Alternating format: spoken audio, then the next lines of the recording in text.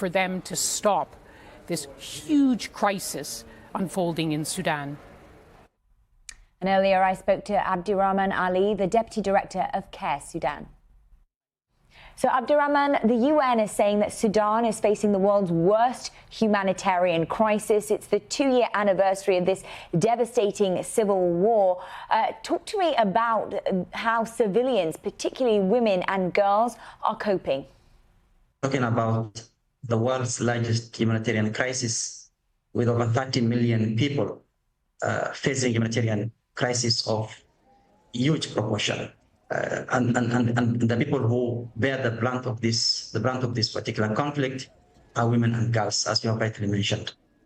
We are also talking about the world's largest hunger crisis, the world's largest displacement crisis, with over 12 million people displaced in Sudan, within and outside the country. But these are not just mere numbers we are talking about. Women and girls are the component of the people in Sudan, or the segment of the population in Sudan, who bear the biggest consequences of this war.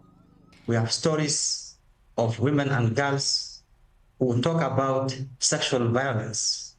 Abdirahman, talk to us about some of the specifics here, the healthcare collapse that you're seeing, and also the food insecurity, the challenge of getting this vital aid into the country. The health crisis in Sudan is beyond imagination. We have the entire health system in the country not functional. It is just too difficult to get medical supplies, even by us, CARE, and other humanitarian organizations, into places like Darfur, in places like Khartoum, in places like Jazeera, in the central part of Sudan. We are facing bureaucratic impediments from the parties in the conflict.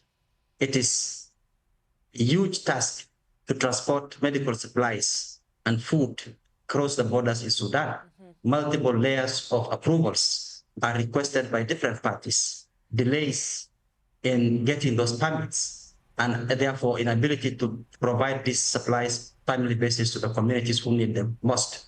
Abdirahman, the UK has hosted an international conference with the goal to ease access of aid and also to find a solution to the end of this war. We've seen countries like the UK and Germany pledge millions in aid. What did you make of the conference today? I think it's important to mention that Sudan requires huge resources to respond to the crisis. We expect that the international community, including the UK, will provide the necessary resources. The Humanitarian Response Fund is only 10% funded to date, and the needs are huge. We need more resources. We need the war to end. We need the parties of the conflict to uphold their obligation under international humanitarian law to ensure that we have unhindered access to the population. We need them to protect civilians.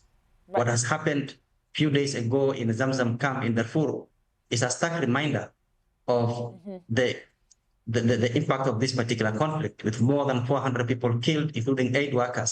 So in light of that, we cannot continue to lose these lives. With regards to that, are you concerned then about the funding cuts that are coming to foreign aid? In the UK, in the budget, they slashed foreign spending in order to boost defence spending. Is that something that concerns you? The global aid cut obviously is something which concerns me and CARE as a whole and the humanitarian community. This is not a time to speak about aid cuts for the people, for countries like Sudan, where we have the largest humanitarian crisis ever known to us since World War II.